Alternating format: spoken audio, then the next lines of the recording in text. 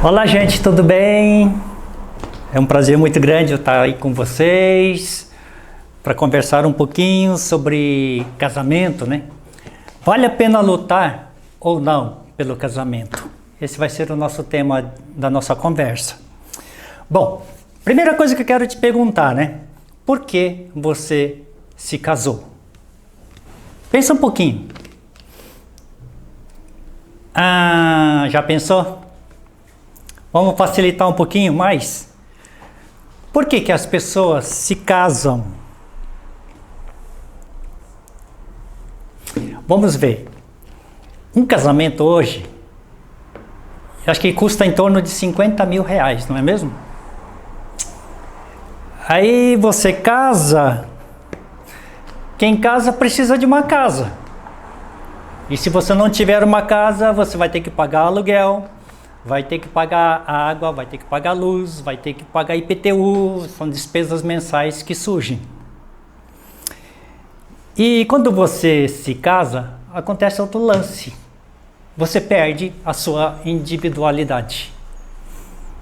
E a liberdade, né, de pensar como solteiro, pensar como se fosse uma única pessoa. E de repente, você tem que começar a pensar sempre em nós.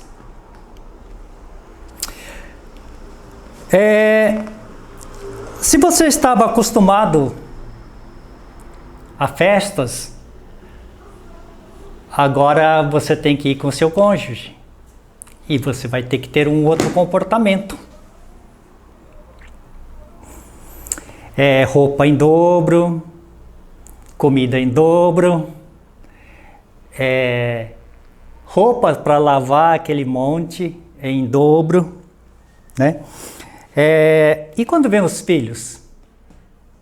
E aí as despesas, o céu é o limite, não é mesmo? Aí vem um filho, vem dois filhos, aí o amor precisa ser compartilhado, precisa ser dividido, a atenção precisa ser dividido. E quanto mais filho, menor é o seu quinhão, pessoal. E quando você olha a situação e como que as coisas estão acontecendo, gente, o divórcio nunca foi tão fácil nesses dias. É tão fácil divorciar. Hoje, muitas vezes você não precisa nem de juiz, basta você ir num cartório e ali você já faz o seu divórcio. Mas o divórcio, ele é algo muito caro, custa caro, sempre custou caro e ainda custa caro.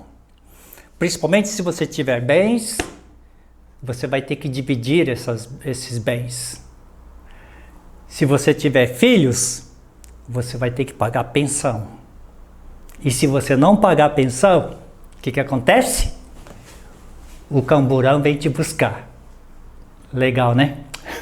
Agora deixa eu te perguntar.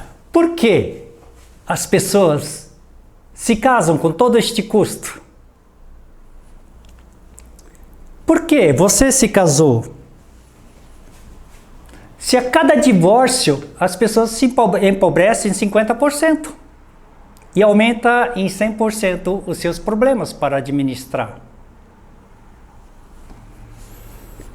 E tem pessoas bastante corajosas que partem para o segundo, para o terceiro, para o quarto casamento.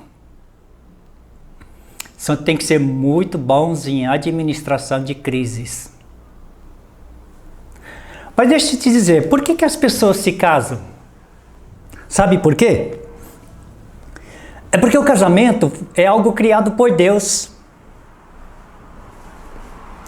Foi Ele que criou o casamento. E quando eu pergunto para as pessoas, por que você quer se casar? Então a resposta de muitas pessoas é, eu quero ser feliz. Outros dizem assim, eu quero fazer o meu cônjuge feliz. Eu quero amar, eu quero ser amado, eu não quero ficar sozinho, não quero ficar sozinha.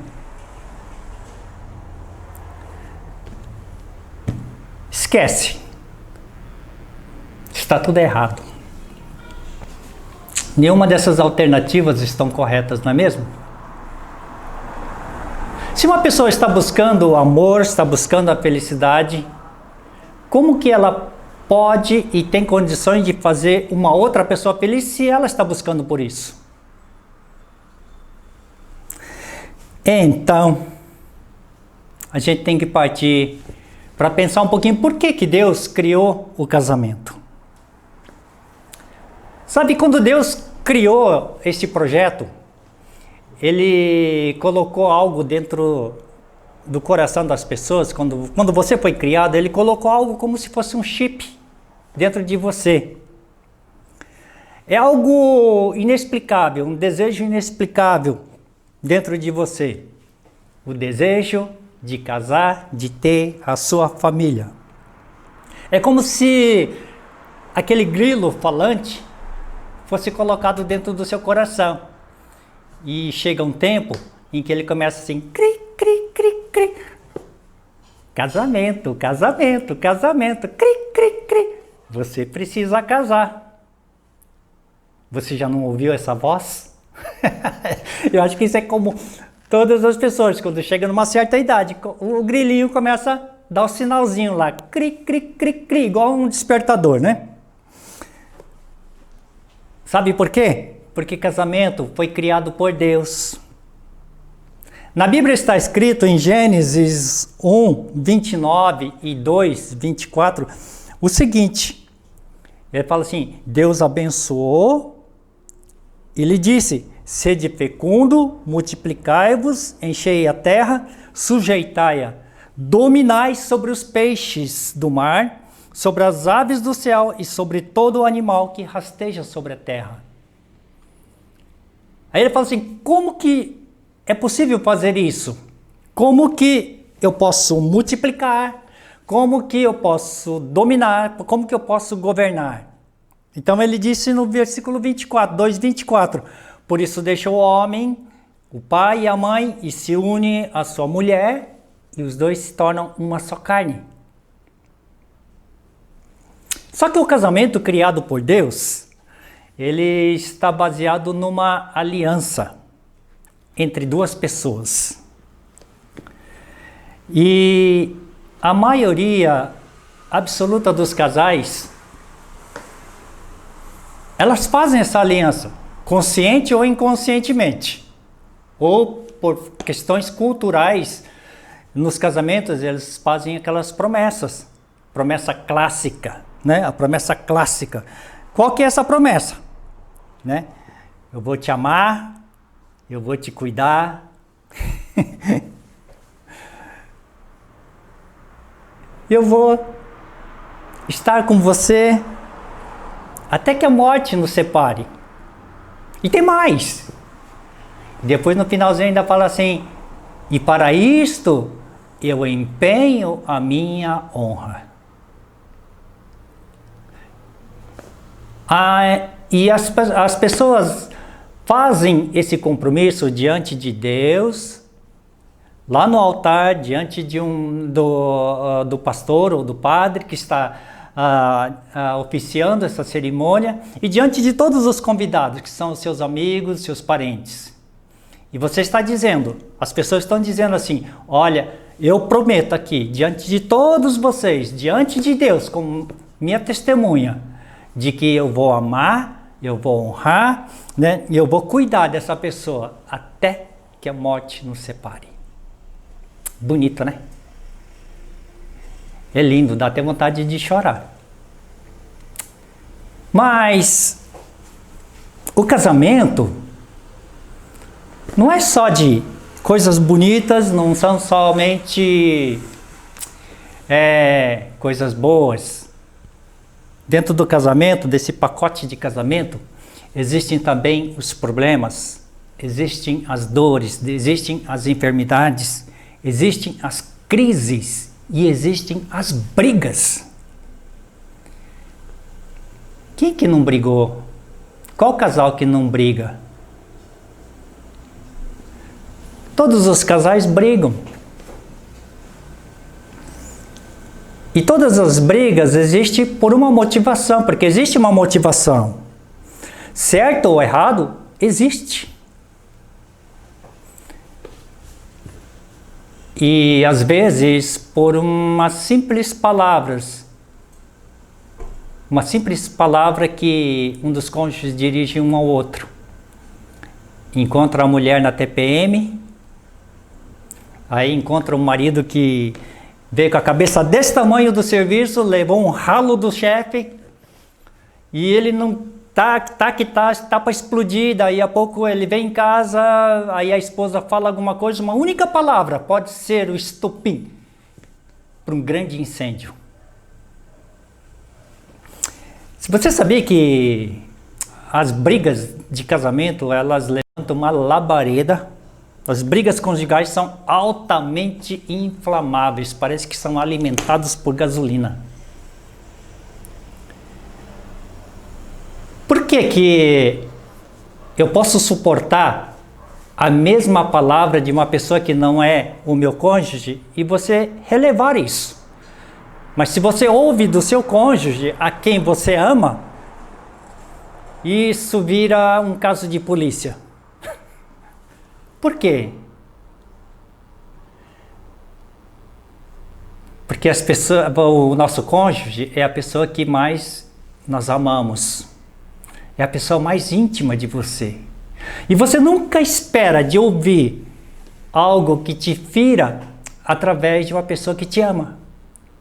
Uma pessoa que você ama ou a ama, de uma pessoa que você é muito, muito íntima com ela.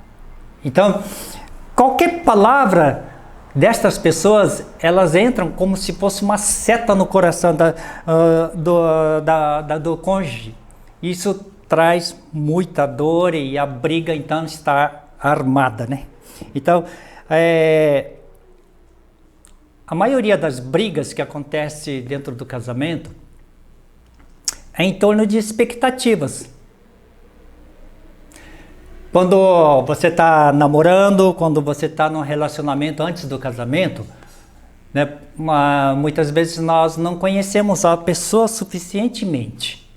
E entramos num casamento com expectativas bem altas dessa pessoa. E de repente, casou, passou a lua de mel, aí você descobre, meu Deus, eu achei que tinha casado com um príncipe. Cheguei à conclusão que era um sapo. E o cara fala assim, gente, você tem que ver. Eu sentei na jaca, achei que era uma princesa. E de repente era a bruxa. Eu casei com uma bruxa achando que era uma princesa. E a outra dizia, eu casei com um sapo achando que era um príncipe. Mas esta é a realidade, porque são expectativas que foram frustradas, né? E isso você descobre logo nos primeiros dias de relacionamento de um casamento, né? E as expectativas, quando elas não são correspondidas, elas geram frustrações. E quanto maior a expectativa, maior também é a possibilidade de ter um protesto à altura, né? Então, eu não sei, alguém disse assim, olha, o casamento pode ser uma experiência mais próxima do céu, como também pode ser uma experiência mais próxima do inferno. Eu acho que é no curso Comunicação, Sexo e Dinheiro da Hombridade, CMN. Né? Mas é uma verdade. O casamento ele pode ser uma experiência mais próxima do céu, como também pode ser uma experiência mais próxima do inferno. Eu não sei onde que você está, como é que está o seu casamento? Você está mais próximo do céu ou está mais próximo do inferno? Né? Mas deixa eu te contar uma história para você. Um dia, Deus decidiu fazer uma aliança com um homem chamado Abraão. E ele pediu para Abraão fazer um sacrifício, preparar uma novilha, uma cabra, depois um cordeiro, de 3 anos, todos os animais de 3 anos, uma rola e um pombinho. Legal, né? Deus falou assim: Abraão, prepara esses animais, porque eu quero bater um papo com você, eu quero fazer uma aliança com você. E Abraão então preparou esse sacrifício. A Bíblia diz que Abraão partiu esses animais no meio e ele colocou em fileira, na sequência, né? Um na frente do outro. E ele ficou aguardando Deus vir. Enquanto ele estava aguardando, então, as aves de rapina queriam um pedaço do naco também dessas carnes, e ele vivia enxotando esses animais. Mas chegando à tarde, a Bíblia diz que Abraão dormiu. Deus adormeceu o cara. E durante este sono, Deus veio e falou com Abraão, e ele revelou tudo o que ia acontecer com a sua descendência, revelou para ele, deu para ele as promessas de que ele teria, seria pai de numerosas pessoas, né? Falou da grandeza da sua descendência, né? E quando a noite estava chegando, então Deus veio em formas de fogo. E a Bíblia diz que ele passou por este sacrifício que Abraão tinha preparado. E ele queimou, consumou, selou, né, esta aliança. Interessante, né, que Deus não convidou Abraão para caminhar junto com ele no meio desse sacrifício. Deus veio sozinho. E ele passou sozinho. E consumou, né, selou este sacrifício. Desde então, surgiu um povo, uma nação nasceu de Abraão. Essa nação que nasceu é resultado desta promessa, da aliança que Deus havia feito com Abraão, que se chama Israel. Israel, ao longo da história, ele traiu Deus muitas vezes. E nem por isso Deus abandonou Israel. Então veja, isso tem o poder de uma aliança. Independente do que o outro deixa de fazer ou deixa de cumprir os termos daquela aliança, ele permaneceu fiel com Israel. E a palavra de Deus e os propósitos de Deus para cada um de nós, ele jamais foi mudado, jamais será mudado. O projeto de Deus para a sua vida, ele nunca vai ser alterado, porque Deus não tem um plano B para você. Eu quero que você entenda bem isso. Deus não tem um plano B para você. Uma coisa que é incrível quando você estuda a Bíblia, na Bíblia você vê como é impressionante como Deus insiste, né, em lutar pelo seu casamento, pelo meu casamento, pelo casamento de todas as pessoas. Por que Deus se importa tanto com o casamento, né? Então vamos entender um pouquinho isso. O que acontece dentro do relacionamento de um casamento? Por que muitas vezes surgem tantas crises, tantas brigas, tantas incompreensões, quantas dores, quanto choro, né? Então, individualmente, quando as pessoas entram numa aliança de casamento com alguém, ela não vem sozinha, ela vem com a sua história junto. ela traz um mandato, nós chamamos isso de mandato transgeracional, né? Cujos legados, elas são recheadas de alegria, de vitória, e também são recheadas de dores, de frustração, de muitas feridas emocionais. Isso é o ser humano. E o que acontece dentro do relacionamento de casamento? Então, todas as vezes que estas feridas, de alguma forma, ela é acionada pelo cônjuge, ela dói. E dói muito, né?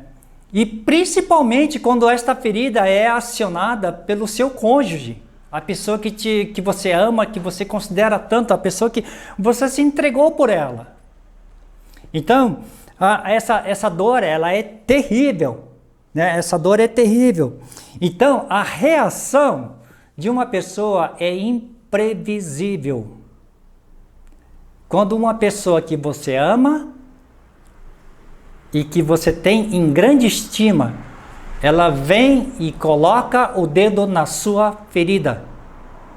E são feridas antigas que você trouxe, talvez lá da infância, talvez lá de trás, pelos abusos, pelas violências, pelas maldições que foram liberadas sobre sua vida. São dores que todos nós temos, todos nós trazemos. E quando nós casamos, dentro do pacote que você vai receber do seu marido, da sua esposa, ela vem acompanhado junto uma história.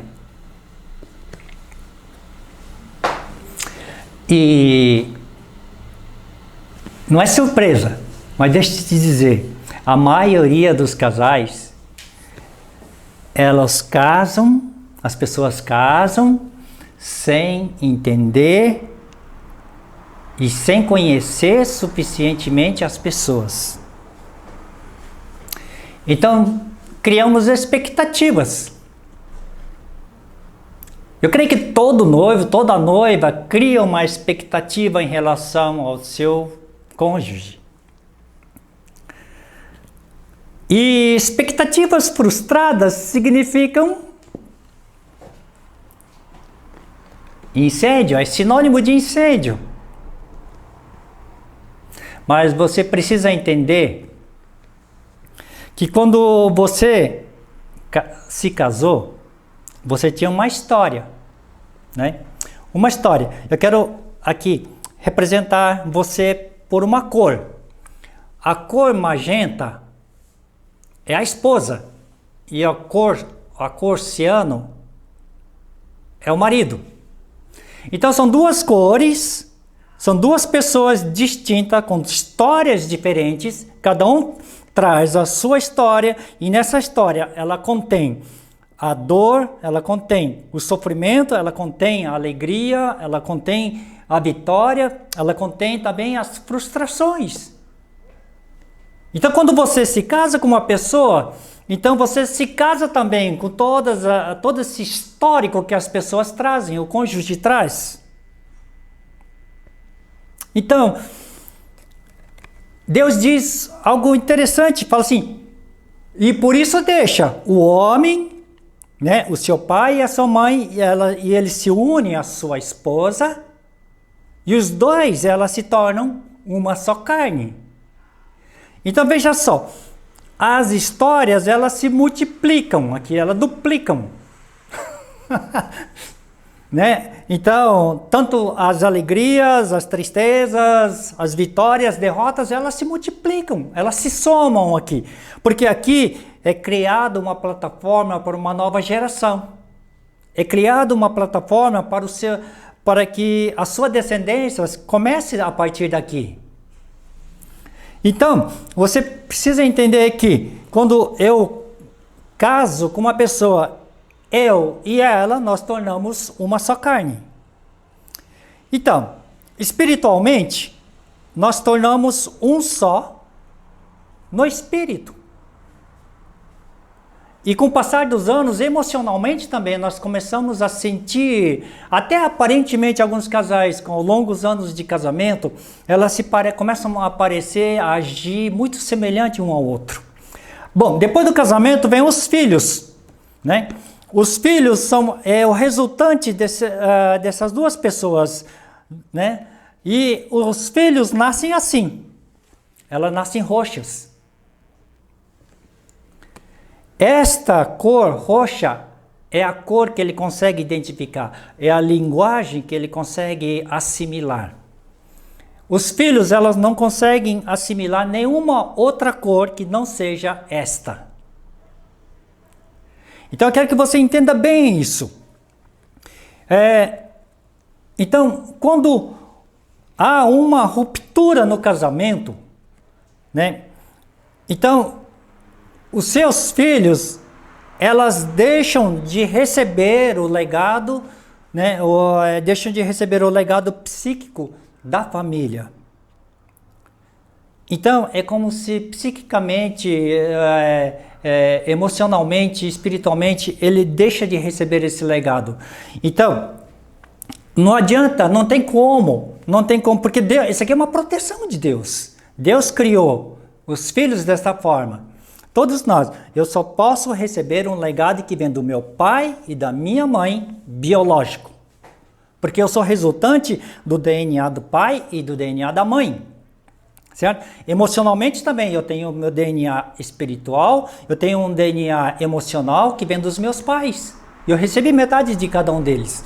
Então, eu não tenho mais como assimilar individualmente só do pai ou só da mãe. Ou se entrar uma terceira pessoa, então eu não tenho como assimilar. Vamos imaginar uma cor de rosa, que é da mãe, e uma cor verde de outra pessoa.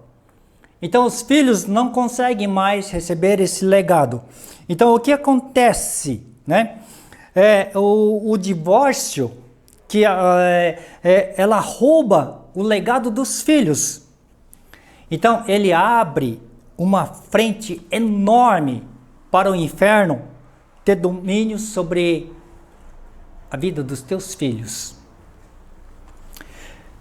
Deus disse: sede fecundos, multiplicai-vos. Fala assim: enchei a terra e sujeitai. E ele fala assim: e dominai sobre os peixes do mar, sobre as aves do céu e sobre todo animal que rasteja sobre a terra.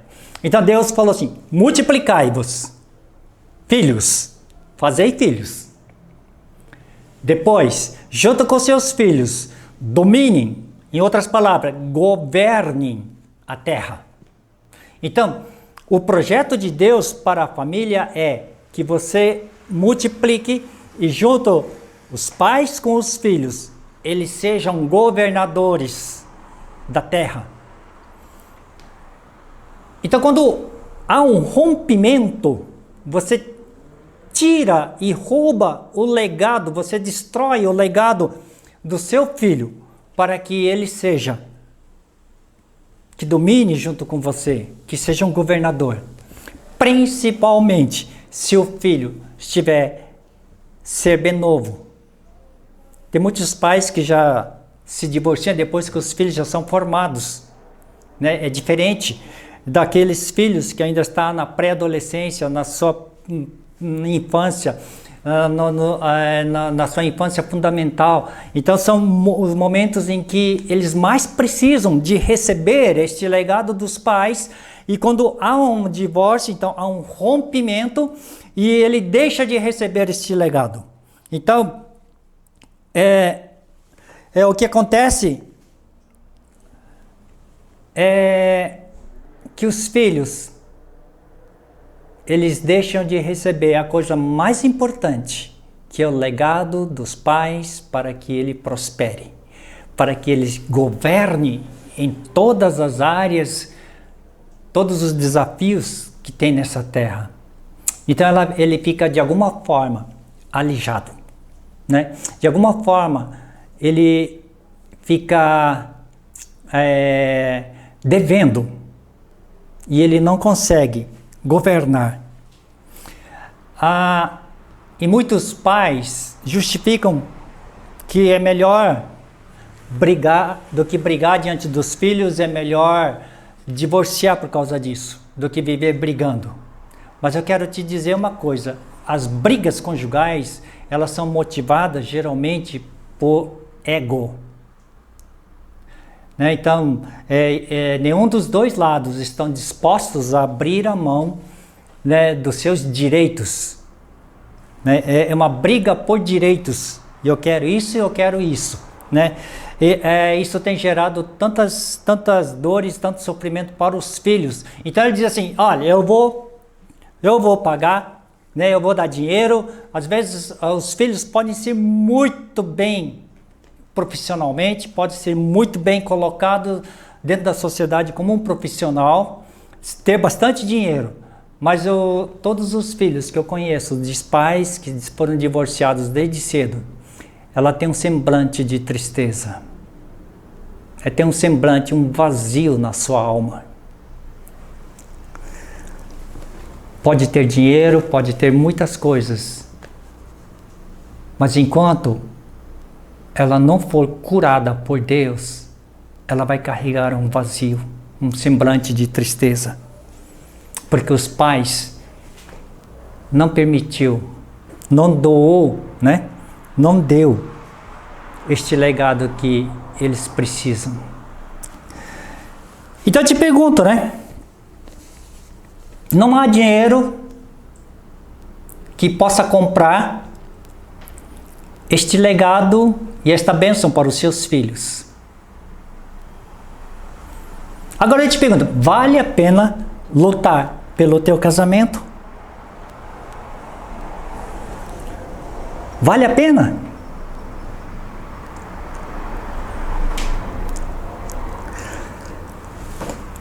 Como nós podemos travar uma boa luta para um casamento saudável? Como? Eu quero colocar 3 pontos só aqui, para poder encerrar essa minha palavra. Primeiro, se precisar, procure um SOS casamento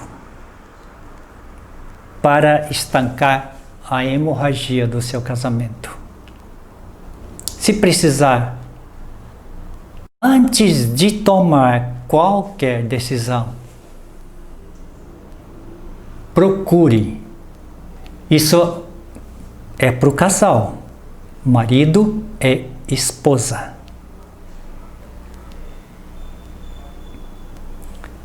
Qual que é a maior alegria dos pais? Eu, como pai, a minha maior alegria é ver os meus filhos, as minhas filhas no caso, as minhas filhas. E eu dou graças a Deus porque estão todas bem casadas, estão todas muito bem. E é uma festa todas as vezes que nós encontramos. Tomamos uma refeição junto. Que alegria! Estar junto com os netos. Eu creio que isso é o desejo de todos os pais. Todos os pais. Estar juntos, poder festejar juntos, poder chorar juntos, não é mesmo? Poder conquistar juntos. Este é o projeto de Deus. Então, antes de tomar qualquer decisão, e se você estiver pensando em divórcio, separar, então, procure um SOS casamento para estancar essa hemorragia. O segundo passo, muito importante, é procure um terapeuta. Procure um pastor. Procure uma pessoa que trabalha na restauração de alma. Que trabalhe com aquelas feridas mais profundas que às vezes você traz lá da infância e que te prejudica tanto. você precisa ser curado. Você precisa ser curada na sua alma, nas suas emoções. Para que, se acidentalmente o seu cônjuge chegar a tocar naquela ferida novamente, você não sinta mais aquela dor. Para isso, você precisa passar por uma cura. Muitos casais fazem vários cursos para casamento. Eu fiz tanto curso e não deu certo, e não vai dar certo. Porque é preciso você ser individualmente curado e curada antes. Então procure um pastor, procure um padre, ou seja, procure um terapeuta ou uma pessoa que trabalha, que são especialistas em restauração de alma. Não tenha medo, não tenha vergonha. Procure. E terceiro, aí sim, aí você faz um curso mais completo de restauração de casamento. Pode ser Aliança, que é um curso maravilhoso. Pode ser Casados para Sempre, ou outros, tem tantos cursos para casais hoje. Mas ela só vai ter eficiência se você for tratado na sua alma. Então você precisa. Se você já é divorciado, se você está pensando num outro relacionamento, lembra, você já está trazendo uma bagagem que é seu, da infância. Aí somatizou com esse casamento anterior frustrado. Então você está levando uma carga muito grande. E é preciso, isso é importantíssimo, que você se abra mão de qualquer conhecimento que você tem, abra mão de qualquer posição que você ocupa e procure alguém. Abra o teu coração, seja tratado, seja curado e depois parta para um novo relacionamento. Porque senão você vai somatizando os problemas. E depois, a última coisa que eu quero te dizer.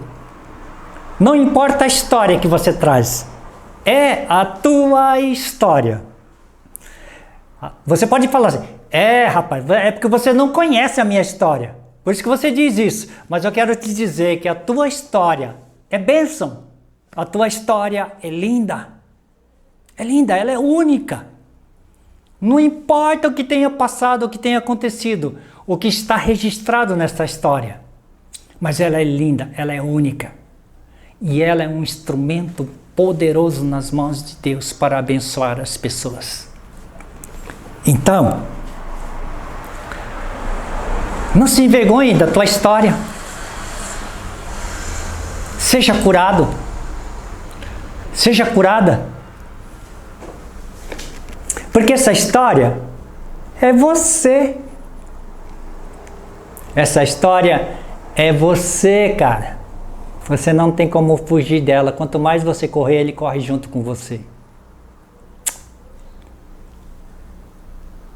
Ela não cansa. E você nunca vai conseguir se desvencilhar dela. Então, receba com gratidão. E para que você tenha gratidão, e para que você possa usar a tua história como uma ferramenta para poder abençoar as pessoas, você precisa passar por uma restauração, por uma cura. E aí toda a história pode mudar. E a única pessoa que é capaz de limpar a tua história é Jesus. Jesus de Nazaré. Ele é único. É o único que te justifica. Não importa o teu passado, Ele te justifica quando você chega a Ele. Amém? Então pense nisso.